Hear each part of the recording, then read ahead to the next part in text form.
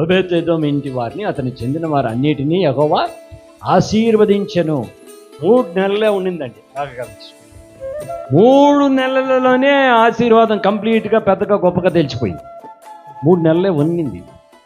సంవత్సరాలు ఉండలా, తరతరాలు ఉండలా, 3 నెలలే ఆ మందసం అక్కడ ఉండింది. ఓబేదెదోము ఇంట్లో మందసం ఉండినప్పుడు అంతా వాడు ఆశీర్వదింపబడాలంటే నీలో యేసుక్రీస్తు ఉన్నాడే, నువ్వు ఎంత ఆశీర్వదింపబడాలి. అది మందసం, అది మనిషి చేత చేయబడింది.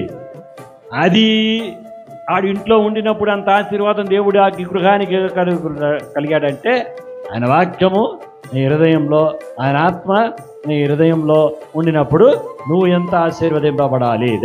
అప్పుడు నా కుటుంబం గురించి ఈరోజు నేను ప్రార్థన చేయడానికి వచ్చాను.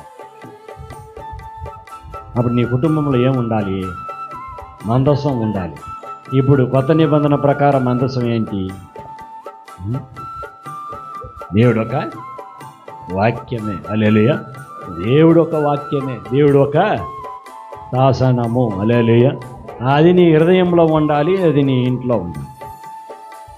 దాని దగ్గర నుంచి స్వరము నువ్వు అతిమించిన ఇల్లు నీ ఇల్లు అయితే, హల్లెలూయా, తప్పకుండా నీవు ఆశీర్వాదం పడతావు. నీ ఇంటి వారు నీ నిమిత్తము ఆశీర్వదింపబడతారు. హల్లెలూయా.